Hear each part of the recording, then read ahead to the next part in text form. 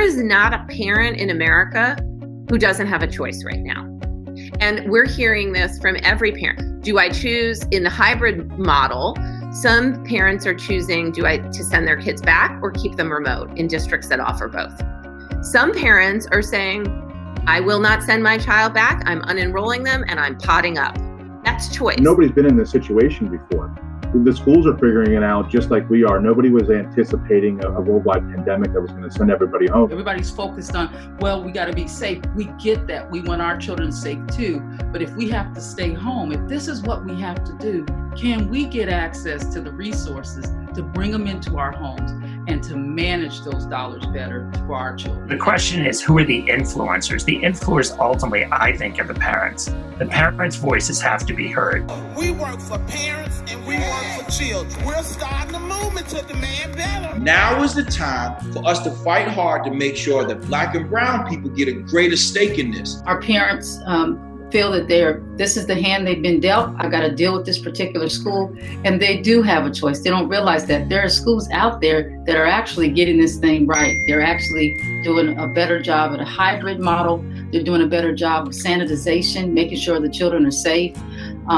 They're doing a better job at reaching the families. They were reaching out to the families during the school shut down, and those parents felt that they were connected to the school. When there is that national crisis or the health scare or the national disaster or some crazy thing in this crazy world we're in now, learning should keep going. And the only way it's going to keep going is if you have the infrastructures in place from a technology point of view, from a skilled teacher training point of view, and wherewithal for students to avail themselves of it. I think if the schools that are doing it the right way are the ones that are listening and then evolving, even if they've made a mistake, they can evolve that decision as they go forward when new information comes out. When we create curriculum going forward, it will always be with an idea toward what is the curriculum for parents? What are our office hours for families? How do we bring them into the learning? We've always known that the most engaged schools, meaning with the most parent engagement, are schools that do better. The response from parents has been really remarkable because, we're all working from home. I think that a lot of parents really have a lot of solace and sense of pride that their students are learning online at least 4 hours a day with us. As we prepare for the upcoming school year, we know that we're going to be prepared in this new model of learning in our school system. It was such a departure from what we had known. Even with the training for parents and teachers and administrators, it still is a shift, but there are so many beautiful outcomes of tech-enabled teaching and learning.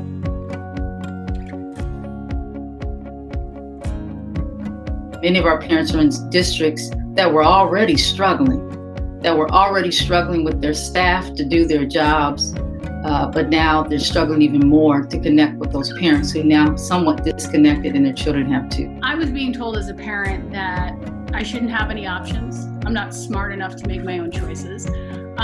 That I should be restricted to the options that, a group of white saviors have come up for me, and I should take what I get and not get upset. We feel that's a voice that's left out of this conversation, and therefore the urgency, it just isn't there. If parents are left out of this, then we lose a really valuable voice. We have to get control of the money. This is all about money. These are our children, represent money. We ought to be able to send them to a place where we get something for our dollar. We need universal money for our child, just like Medicaid, Medicare, just like student financial aid, Section 8, just like the GI Bill. The GI Bill is credited with creating the middle class. Well, then I know that money following the child will create a new middle class. Parents should be able to send their children to whatever school they think their child will be getting the best education.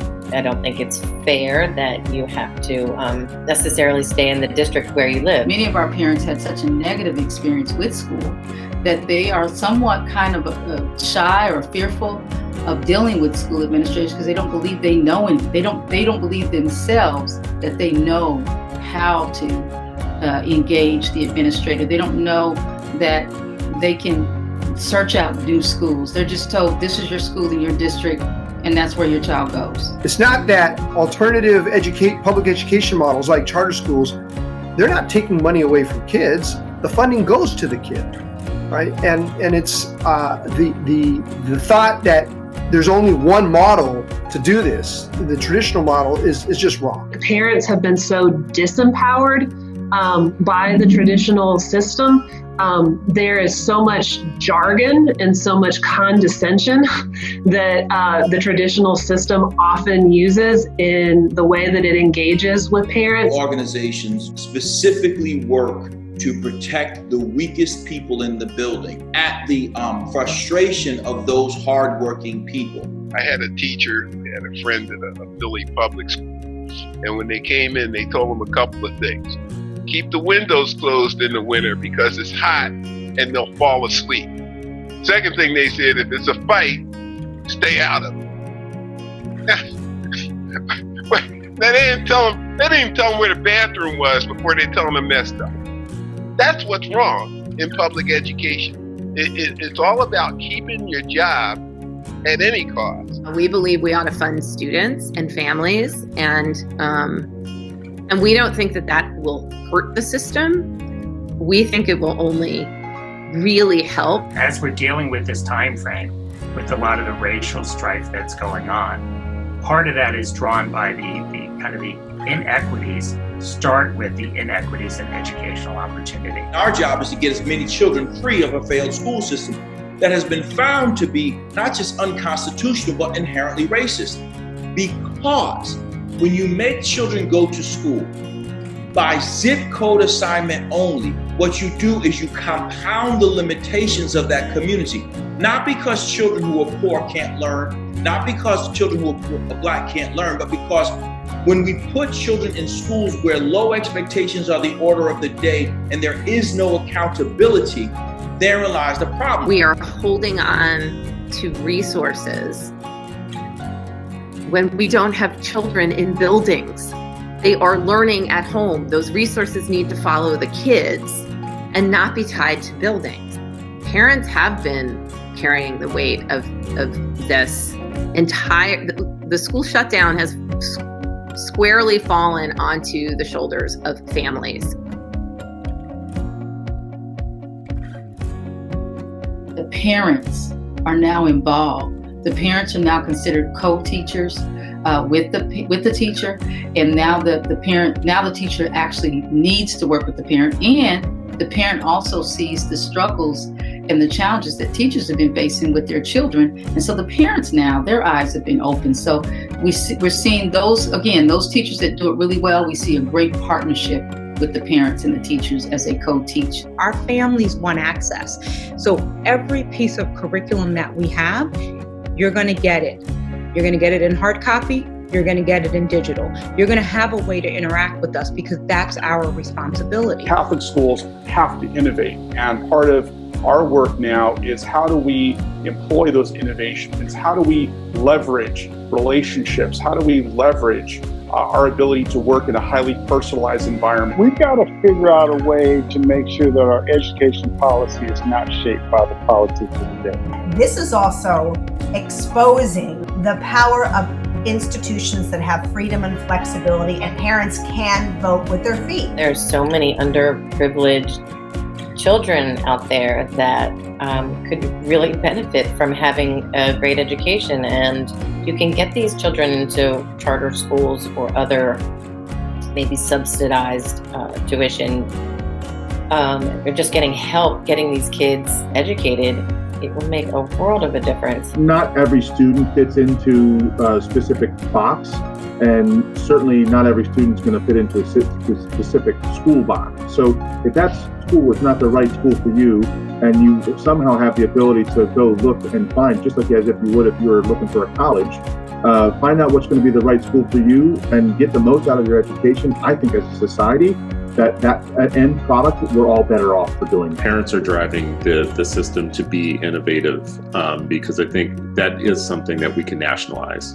or we should nationalize, is that, parents should be leading from the front. I think that parent inclusion piece has been the most instrumental and the most dynamic, because it's something that we don't often think about, having to engage them in the same way we might engage their students. Where's the equity in not continuing to provide guidance counseling, help with, financial aid forms, help with, just getting to the next phase of life? It's not there. It's not there. We want our children to be valued, treated with respect. We want them kept safe and healthy. And as parents, we want to be treated with respect and brought into the conversation. It is absurd. I don't know how you have a conversation about reopening and what it should look like and what we're comfortable with without us. We can continue to add to that diversified fabric of American education. But again, it comes down to what kind of educational system in America do we want? Do we want the public utility system where it's monopolization and everybody gets one size fits all depending on your zip code, or not? And I think right now we're at a time where people are saying, no, we want something different. There is so much more opportunity to provide families with great choices. We build up systems in education, and a lot of times it's very hard to get people to say, hey, let's rethink this. Let's do this differently. We can do better for our parents. And I hope we'll see more of that, because I think there are a world of different type schools and opportunities. We just got to give parents and families access.